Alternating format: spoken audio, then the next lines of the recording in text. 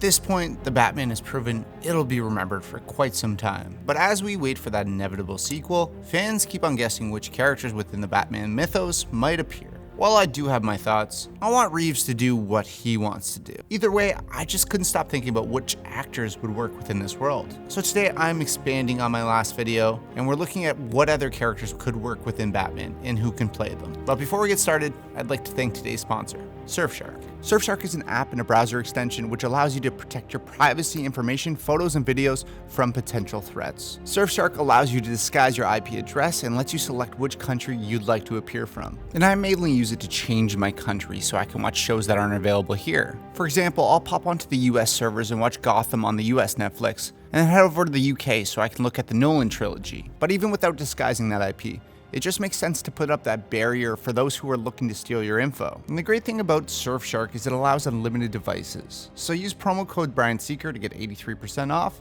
and 3 months extra free. So check the link in the description below for more details. But for the castings today, we have Scarecrow, Mad Hatter, Robin, and Barabara Gordon. So let's recast characters within the Batman universe. First, let's tackle Scarecrow. Of course, the Scarecrow was very prevalent throughout the Nolan trilogy, and although I love that iteration, I felt like a nightmare, more unsettling nature could be amplified if it was done again. I think it'd be really interesting to grab this character and turn the potential Batman sequel into a straight-up dark horror film. I think the perfect actor to bring that unsettling nature, but also that intelligence, is Adam Driver. I think he's ready for a role that he can lean into that weird, dark, unsettling nature, and although he's made a career of playing complex and interesting characters, he hasn't really done that dark turn just yet. I think he would absolutely nail this. I can see him doing the psychological thing, but doing it really great within a horror element. Every day I wake up and I hope you're dead. Dead like if I can guarantee Henry would be okay. I'd hope you get an illness and then get hit by a car and die. So Adam Driver as Scarecrow.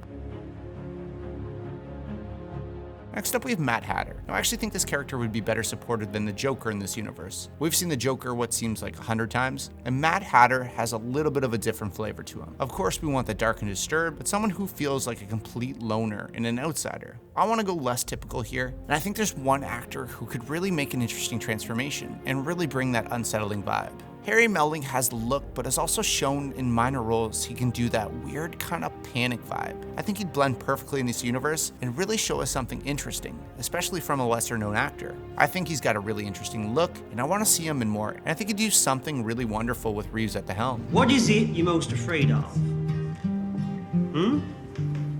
Because if your worst fear is rats, well, Satan make sure you get your fill of them. So Harry Melling as Mad Hatter.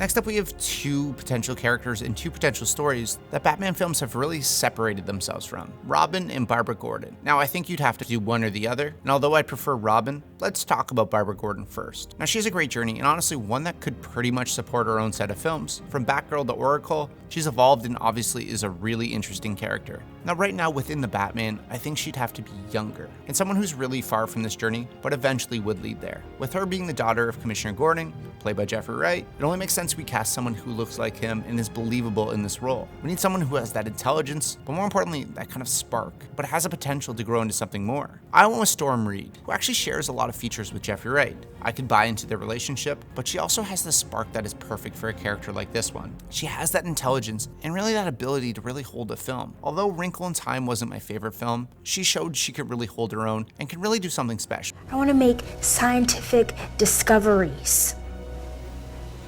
I want to be known for my mind, not balancing on... Clairvoyance, telepathy, something. It would help if you develop an act, you know? Yeah. Maybe I just don't want the whole world staring at me.